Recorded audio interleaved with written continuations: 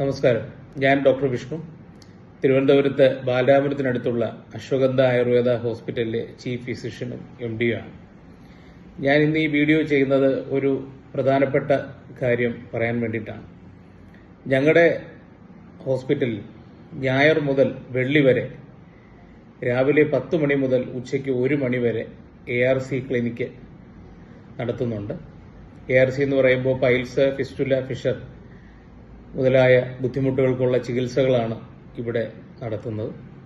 തുടക്ക സ്റ്റേജുകളിലെല്ലാം നമ്മൾ മരുന്ന് കൊടുത്ത് തന്നെയാണ് ആ ബുദ്ധിമുട്ടുകൾ പരിഹരിക്കുന്നത്. മോശാവസ്ഥ, അതായത് പൈൽസ്, ഫിസ്റ്റുലയുടെയൊക്കെ കുറച്ചും കൂടെ മോശമായിട്ടുള്ള ഒരവസ്ഥയാണെന്നുണ്ടെങ്കിൽ ക്ഷാരപ്രയോഗത്തിലൂടെ പരിഹരിക്കാൻ പറ്റുന്ന ചികിത്സാ രീതിയും ഞങ്ങളിവിടെ ചെയ്തു വരുന്നുണ്ട്.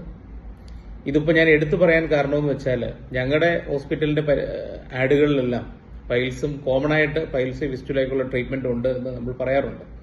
പക്ഷെ ഇപ്പോൾ ഈയിടെയായിട്ട് OP-യിൽ വരുന്ന മിക്ക ആൾക്കാർക്കും മലബന്ധം, മലം പോകുമ്പോഴുള്ള പുകച്ചില്, ഒരു നീറ്റൽ പോലെ ഇങ്ങനെയൊക്കെ അവർ കംപ്ലൈൻറ്റ്സ് പറയാറുണ്ട്. പക്ഷേ അപ്പോഴും അവരതൊരു ഫിഷറാണോ അല്ലെങ്കിൽ അവരതിനെപ്പറ്റി ഡോക്ടറോട് കൺസൾട്ട് ചെയ്യാനോ ഒന്നും അവർ താല്പര്യപ്പെടുന്നില്ല. നമ്മൾ ഓരോ കാര്യങ്ങൾ അവരോട് ചോദിക്കുമ്പോഴാണ് നമ്മളത് ഫിഷറിലേക്ക് നമ്മൾ ഡയഗ്നോസ് ചെയ്യപ്പെടുന്നത്.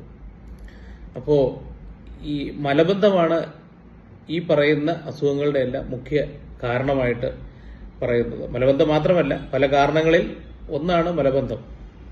അപ്പോൾ എനിക്ക് പറയാനുള്ളതും, ഇപ്പോൾ ഈ മലബന്ധം അല്ലെങ്കിൽ മലം പോകുമ്പോൾ തുള്ളിത്തുള്ളിയായിട്ട് രക്തം പോവുക, മലം പോയതിനു ശേഷമുള്ള പുകച്ചില്, നീറ്റല്, ഇങ്ങനെയുള്ള ബുദ്ധിമുട്ടുകൾ നിങ്ങൾ നേരിടുന്നുണ്ടെങ്കിൽ നിങ്ങൾ ഒരു ഡോക്ടറെ കണ്ട് അത് പരിശോധിച്ച് നോക്കി അത് പരിഹരിക്കേണ്ടതാണ്.